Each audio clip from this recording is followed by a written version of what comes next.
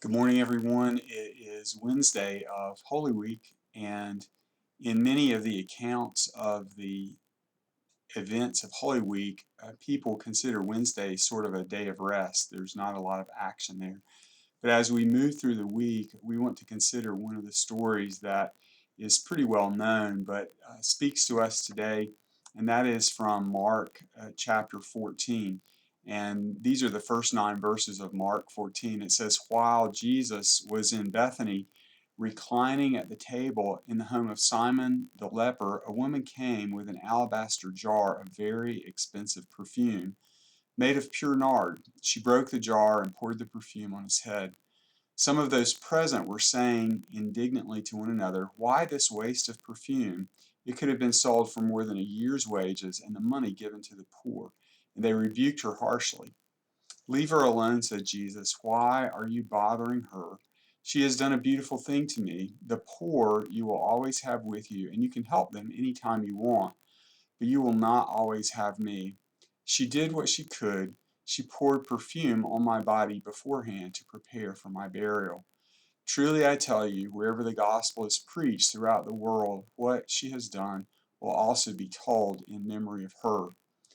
And today we reflect simply in a brief way on this woman who is unnamed in the book of Mark, who is with Jesus at a mealtime at the home of Simon the leper.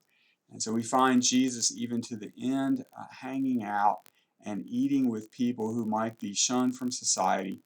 And there is a woman there who takes a jar of perfume. It's worth a whole year's wages. Think about that.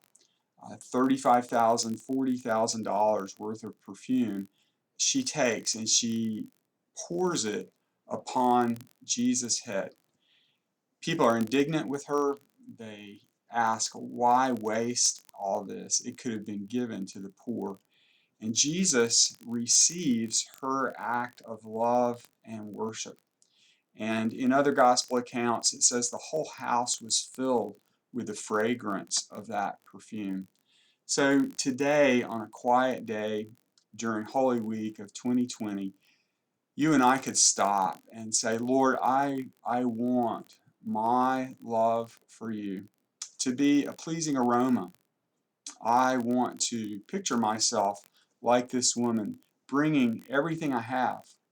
For her, this probably was either a dowry or some inheritance, and she gave it all over to Jesus. And so there's no legal aspect of that. There's no quantitative amount for us, but simply the giving of ourselves to the risen Christ today. Now, if you're like me, you'll find that as you think about this, you have all kinds of competing desires. It's not simply that simple. I still have a flesh, I still have a sinful nature. And so we have to skip forward even to the death of Christ and the resurrection of Christ so that we can come back to this text and say, "Lord, I want to love you.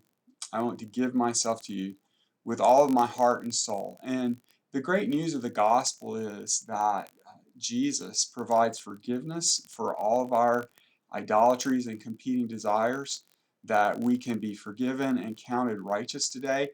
And the Holy Spirit actually enables us in heart, in mind, in life, and hands to give ourselves in worship to Christ the way this woman did in Bethany.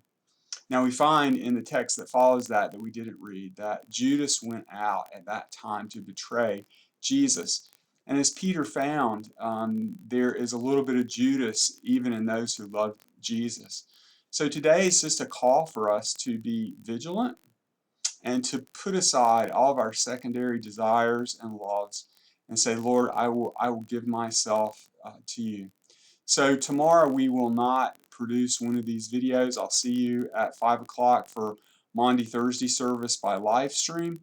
And then again, we'll produce a video that will be released in the middle of the day on Good Friday, and we'll prepare to worship on Easter Sunday by live stream at 10:30. So today, enjoy the fragrance of worship to Christ as is recorded in Mark 14. Have a great day.